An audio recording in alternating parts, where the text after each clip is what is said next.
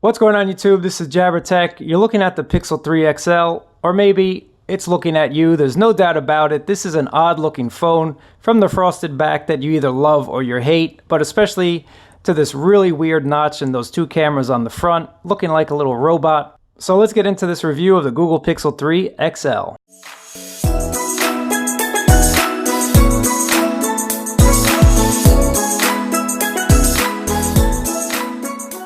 We're going to talk about the key specs of this phone really quickly. For more information, check my video description where you can find the most up-to-date pricing as well as detailed specs. But inside, you have the Snapdragon 845 processor coupled with the Adreno 630 as well as 4 gigabytes of RAM. Internally, 64 or 128 of storage. Choose your storage wisely because there is not a micro SD card slot for expansion. On the front, a really nice 6.3-inch POLED panel, 1440 by 2960, and you also get about 523 ppi. HDR compatible, always on display, all that good stuff. Of course, being a Pixel phone, you're running the latest and greatest Android version, latest up-to-date security patches. You also have on the front two cameras that make the robot face. Both of them are 8 megapixel. You have a standard, then you have an ultra wide for your groupies. On the back, this is the magic 12 megapixel camera. Capacitive fingerprint scanner is right there. You have wireless charging in this as well, although they did kind of a shady Apple move. USB charging on the bottom, and it is IP68 water and dust resistant, so no worries if you take this around some water, but don't get a little too crazy. Inside you have a 3430 milliamp hour battery. You also have dual front fire and speakers, which are awesome and sometimes not. But let's just quickly go over the things that I like about this phone, the things that I don't, and then I'm gonna let you know if you really should buy it or not. But the things that you think would bother you actually don't bother you, and that's this notch on the front. Everyone was talking about this notch like it was the worst thing to happen on the planet, but honestly, after using other phones with notches, yes, this is the deepest cutout and it is not symmetrical, but really I don't even notice it when watching multimedia. It's just something that you get used to, something that really doesn't bother you, so don't let this notch deter you from actually picking up this phone. That would be a huge disservice to yourself. The groupie camera on the front is excellent for those wide shots. I just wish they'd put it on the back for a wide angle experience as well. Next thing I want to talk about that I don't really like, and something that they really took out of the playbook of Apple. Yes, there is fast wireless charging here, but you do have to use a Pixel stand. You cannot use a regular fast charger. If you use any other charger that's not a Pixel stand, you will only get 5 watts of charging. Pixel stand will give you that 10 fast wireless charging. So I don't think that's right. Google did that. I think they should have just played right and given us what we need. That's one thing I really don't appreciate. Google taking a note out of Apple's playbook and kind of charging us extra, overcharging us for that Pixel stand. Yes, it does a little bit more than the fast wireless charging, but for most of us, we just want to charge our device and get going. The next thing that I really don't like about this phone, there is no facial recognition on this device, and that's just a huge bummer. So many times my fingers have like water on them, sweat, or I have gloves on. Whatever the case may be, I cannot unlock this phone without using a PIN code. It just won't register. There are rumors that Android Q will enable it, whether that's only for the upcoming Pixel 4 or it's going to be for all their devices. Let's just hope, because no facial unlock is a huge bummer, especially when winter rolls around. It's going to be a little bit of a pain to take off your gloves to try and unlock your phone. So facial recognition is a definite must on this, and that's something that I really miss from using other devices. One thing that I don't miss is the headphone jack. I thought it would be a huge deal, but honestly, it really isn't.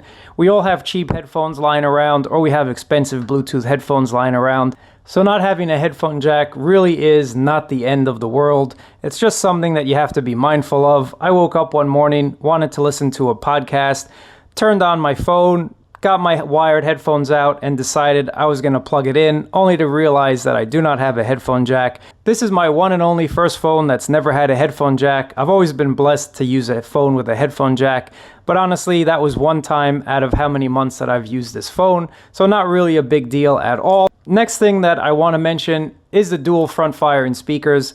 Now they get loud, they get really loud, but at high volumes it's just a little bit distorted, but I would take that any day over just a bottom fire and speaker. Just be aware that at top notch, it does kind of distort a little bit.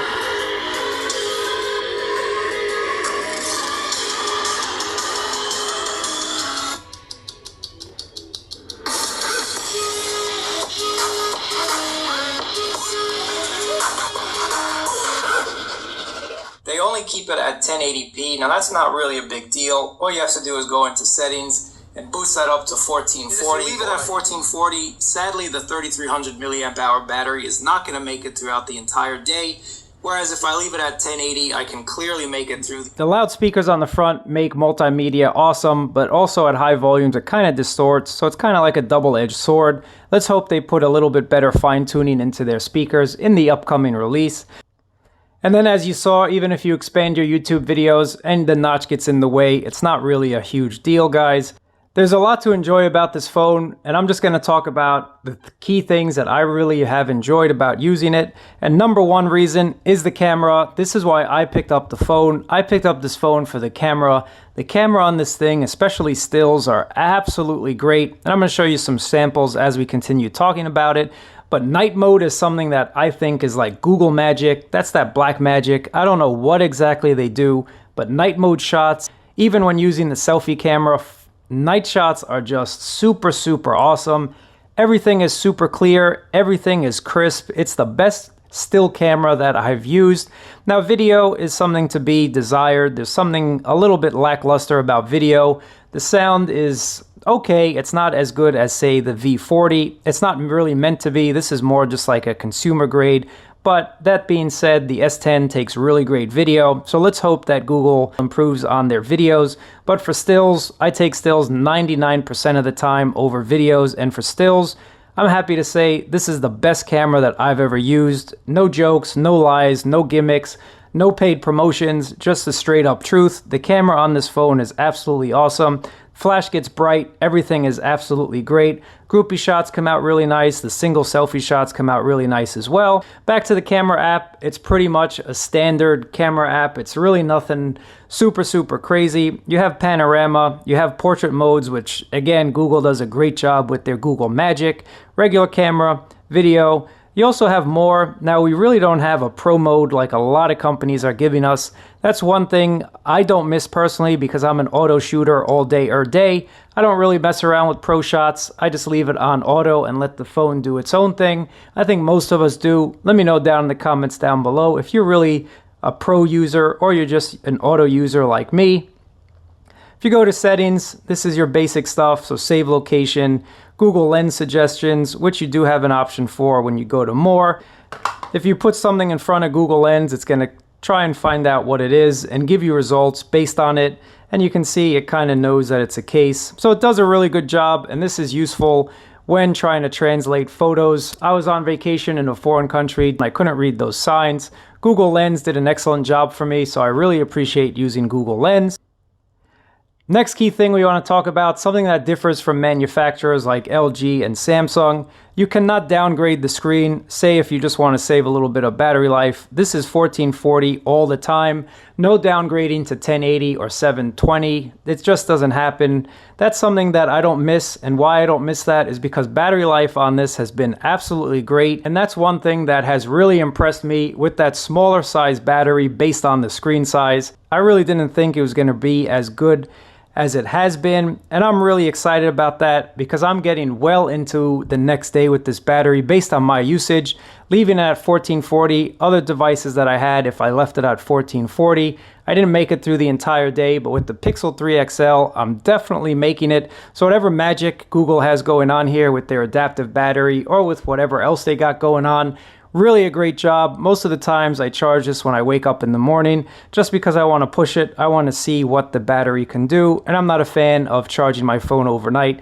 I like to keep my battery lasting as long as possible, and I definitely like the little tweaks Google puts in here. So you can see they're kind of giving you an estimate on when they think your battery is going to last until. That's been pretty accurate. I definitely like it, and depending on what you do, it fluctuates, so it's not an exact science, but it gives you a rough idea, and that's what I like about it. And that's also what I really like about this phone is the software tweaks. It just makes me smile when I have a little notification that there's an update, security update, update patch, whatever it is. I've been really impressed with the software. Now, it is bare bones software, guys. This is as basic as it's been. But honestly, this is the first phone that I've used that I have not thrown on Nova Launcher. I just like the Google Pixel experience. I like the Pixel skin. I think it's basically a stock phone for people that just want a phone to work. You really don't want a thick, thick skin. This interface is just really clean. It's something that I've actually enjoyed using very much so, and it's something that checks most of the boxes. Would I like to see some other things, like maybe a way to downgrade the screen if I wanted to save a little bit more battery life, so I could downgrade it to 1080. That's not here, but battery life is excellent, so I don't have any issues with that. I would like to see facial recognition. That is not in here at all. You get some tweaks from Google that I actually enjoy, such as how long your phone should last with an actual time. I think that's really nice. I also like the ability to see my digital well-being, so I can kind of tell if I'm using this phone way too much, what app I'm using a little bit too much. If I need to wind down, I can just sort of do that so I don't get any interruptions or whatnot. Flip to shush, I don't actually turn that on because I keep my phone face flat most of the times anyway, so that would just disable my phone. I just like to see what I've actually done with my phone, and 22 unlocks, 17 notifications, and all the apps that I've used so far. It's just something that I actually enjoy. So digital well-being just kind of lets you know and kind of keeps you in check. What I also like about this phone and why I picked it up as well, not only for the camera, but I want updates all the time. I want to be able to get the latest Android update when it gets released, and the Google Pixel 3, you're going to get those updates day one. Whenever it's available, you don't have to wait 8 months for a manufacturer to actually push the update to you. You get security patches every single month. I really like that. And just little things that Google does. It's just a simple kind of interface. You can swipe on the fingerprint to kind of bring down that notification shade. So it makes it really simple to use if you have a smaller hand. I also like when I long press on the power button, I get options to power off, restart, or take a screenshot. It's just little things that make this device a lot easier to use and a lot more manageable. It is not full of gimmicks, and that's what I like about it. It just has the basics. Now, some things that I call basics on other phones didn't make their way over, but that's okay. It's still a great phone to use, and I don't have really any issues whatsoever. The always-on display is pretty cool too, guys. All you have to do is double tap on it or lift to wake, and you'll be able to see your notifications there. So it's a very clean always-on display as well. This being a Google Pixel phone direct from Google, of course you get the Google Assistant, and you also get your Google feed just by swiping right. To access the Google Assistant, there's a squeeze function, and you just squeeze your phone and it comes right up. I personally would prefer a button on the side of the phone, but squeezing the phone is actually not a big deal at all. You just have to adjust the sensitivity. When I first got this phone, I was accidentally tripping this thing all the time, just because I hold my phone with a kung fu grip walking through New York City. That's what you gotta do. After adjusting the pressure for the Google Assistant squeeze feature, I've never had an accidental squeeze. It's a great feature to have. You find yourself using the Google Assistant more and more when it's that easily accessible. Google got rid of the 3-button system here, so you kind of have gestures and you really just get used to them. It took me about 5 minutes to get used to the gestures, and they work pretty well. I actually like them, although I would like to have seen the close all button at the front here. Instead of having to go all the way to the end to click clear all, it would have been nice to just have a clear all button at the bottom or on the side right there. But I also want to say, using this phone with 4 GB of RAM, it kind of is showing its age a little bit. When I have a lot of applications open, it kind of stutters from time to time. It does catch up quickly, but it just clears the memory on open applications. So hopefully in the Google Pixel 4, we do get 6 or 8 gigs of RAM. Probably going to be 6. I don't see Google pushing the limits to 8, but 6 GB, the extra 2 would go a long way. But no way, shape, and form is that a negative on this phone. It really happens if you got a ton of apps open. I personally use the same handful of apps all the time, so it's really not a big deal. But you can't keep 20 applications in memory and expect everyone to run smoothly. It's just not how it goes unless you have like a OnePlus phone with a crazy amount of memory. Google does a nice job with their memory management. They close out what you're really not using, and they close out all the old applications to give you access to the newer ones quicker and easier and faster. So I have no issues with that. The 4 gigs actually is doing okay. How this is going to last another year into the future, I don't know. I'll put up a video and let you guys know. Other things that make me smile about this phone is the always listening song identifier. So I just set up a shortcut on my desktop, but you can find out what song was playing around you wherever you were. And I just think that's a great idea. How many times have you been out, you want to find that song that's playing, you open up Shazam and the song is already gone? Well, this does it in the background with actually hardly any impact on your battery whatsoever. And you can just go back and kind of figure out what songs played throughout the night. And if you click on them, you can play in Google Music, or you can just ask Google what it is, or you can just search for it on YouTube. So again, I think Google does a really nice job of kind of making me smile, kind of making everyone smile with those little things that make us happy. And that's what tech should do, make us happy. You have a nice design. Now, I made fun of this design a little bit. I think it's not the most attractive design in the world, but I actually like it. The two-tone back grew on me. I really like this design. The front little notch, I haven't noticed it all that much. And the Google robot there is actually looking at me, smiling at me every day, and that makes me smile. But what really makes this phone actually really enjoyable is the pure Google experience. You don't have that heavy skin to wear down your battery. You don't have that heavy skin to just annoy you with features you never use, with gimmicks that you're never, ever going to use.